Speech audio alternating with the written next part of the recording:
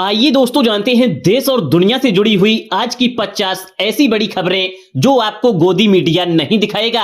लेकिन खबरों को जानने से पहले आप सभी लोगों से बस एक छोटी सी रिक्वेस्ट है कि यदि आप एक सच्चे देशभक्त हैं तो फिर गोदी मीडिया को छोड़ हमारे चैनल को सब्सक्राइब कर लीजिएगा।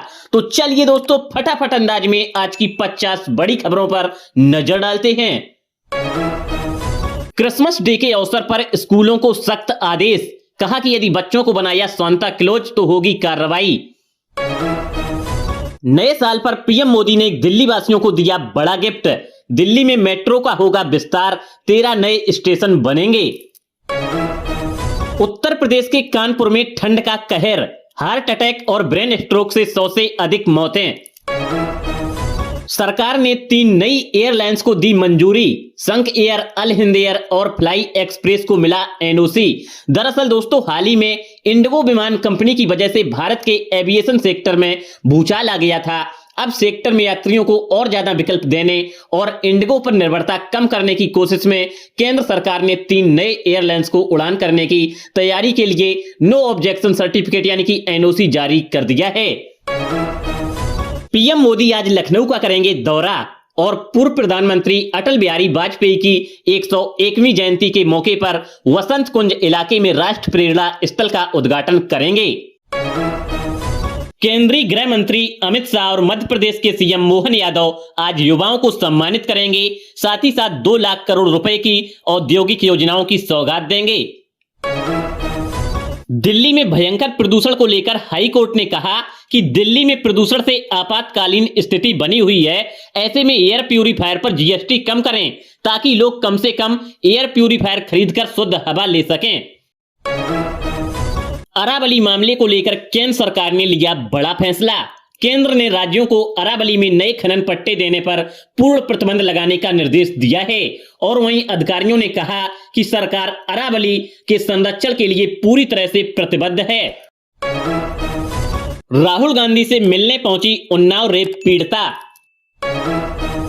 कोडीन कप सिरप मामले में शुभम जायसवाल पर योगी आदित्यनाथ ने 50,000 रुपए का इनाम घोषित किया।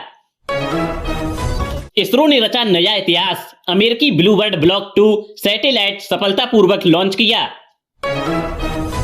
इंडिगो का नया ऐलान, कहा कि अब दिल्ली से लंदन के लिए मिलेगी डायरेक्ट फ्लाइट।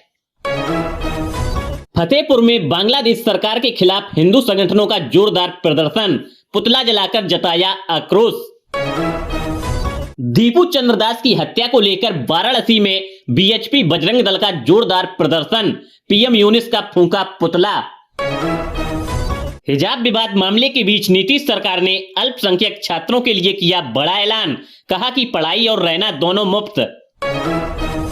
बिहार के हर एक जिले में बनेगी आदर्श गौशाला, सीएम नीतीश कुमार ने किया बड़ा ऐलान। सीएम योगी आदित्यनाथ ने अखिलेश यादव की पार्टी सपा पर लगाया बड़ा आरोप, कहा कि समाजवादी पार्टी ने तो छात्रों की स्कॉलरशिप में भी घोटाला कर दिया था, अनुसूचित जाति और जनजाति के छात्रों की स्कॉलरशिप ही रोक दी थी। सीएम योगी आदित्यनाथ ने विपक्ष और मुसलमानों पर बोला जोरदार हमला, कहा कि गाजा के मुद्दे पर आप कैंडल मार्च निकालते हैं लेकिन पाकिस्तान और बांग्लादेश में जब हिंदू मारा जाता है तो आपके मुंह बंद हो जाते हैं।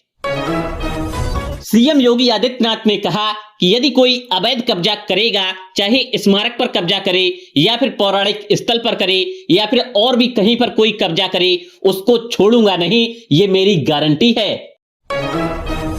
सीएम योगी आदित्यनाथ ने कहा कि दंगाइयों का उपचार कैसे होता है ये बरेली के मौलानाओं से पूछ लो।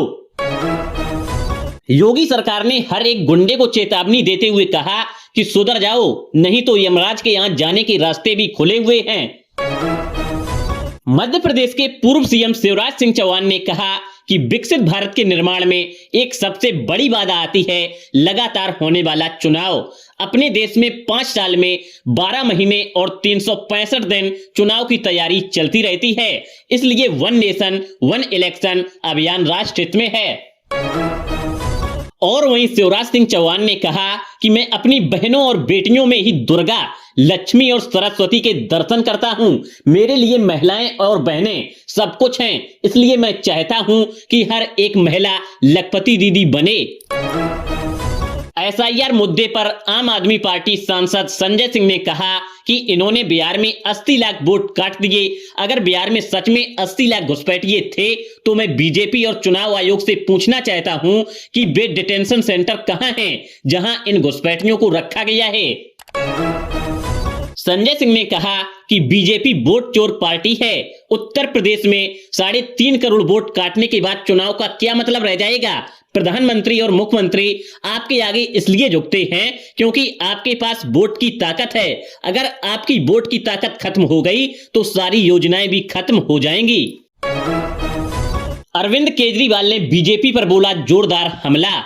कहा कि ये कड़वी सच्चाई बन चुकी है कि बीजेपी के राज में इंसाफ उल्टा चलता है। रेप पीड़ितों और उनके परिवार को लाठियां, डर और प्रताड़ना मिलती है, जबकि वहीं रेप के आरोपियों को संरक्षण व सम्मान मिलता है।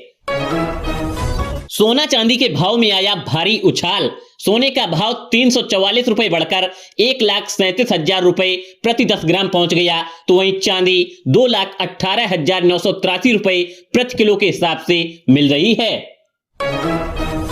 तेलंगाना में बच्चा बेचने वाले गिरोह का भंडाफोड़, 12 लोग हुए गिरफ्तार। कई राज्यों से ये नवजात बच्चे खरीदते थे और इसके बाद 15-15 लाख में बेच देते थे। यूपी में ट्रेन हादसा। ट्रेन की चपेट में आई बाइक से पटरी पार कर रहे 5 लोगों की दर्दनाक मौत। बजरंग दल ने बरेली में क्रिसमस से पहले चर्च के सामने किया हनुमान चालीसा का पाठ। भोपाल में अयोध्या बाईपास को लेकर काटे जा रहे थे पेड़, लेकिन अब एनजीटी का बड़ा फैसला आया है। पेड़ों की कटाई पर तत्काल प्रभाव से ब्रेक लगा दिया गया है। तमिलनाडु में भीषण सड़क हादसा। बस का टायर फटने से 2 वाहनों में टक्कर, 9 की हुई मौत। उत्तर प्रदेश में बड़ा सियासी पारा, जहां पर एक ही बंद कमरे में 52 ब्राह्मण विधायक खुफिया मीटिंग कर रहे थे।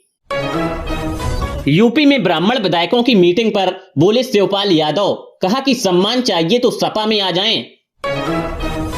विराट कोहली ने विजय हजारे ट्रॉफी में 83 गेंदों में जड़ा शानदार शतक।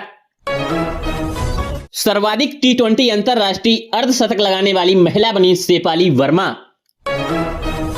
बीजेपी के राष्ट्रीय कार्यकारी अध्यक्ष नितिन नवीन ने कहा कि बंगाल से लेकर केरल तक भगवा लहराएगा। रॉबर्ट वाड्रा ने दिया चौंकाने वाला बयान। कहा कि प्रधानमंत्री बन सकती हैं प्रियंका गांधी का राजनीतिक भविष्य उज्जवल है और आने वाले समय में बहुत से लोग उन्हें देश के प्रधानमंत्री के रूप में देखना चाहेंगे। तो दोस्तों, ये थी आज की कुछ बड़ी खबरें। यदि आपको ये खबरें पसंद आई हो तो प्लीज इस वीडियो को लाइक कर दीजिएगा, साथ ही साथ हमारे चैनल को भी सब्सक्राइब कर लीजिएगा और अपने दोस्तों के साथ भी शेयर कर दीजिएगा।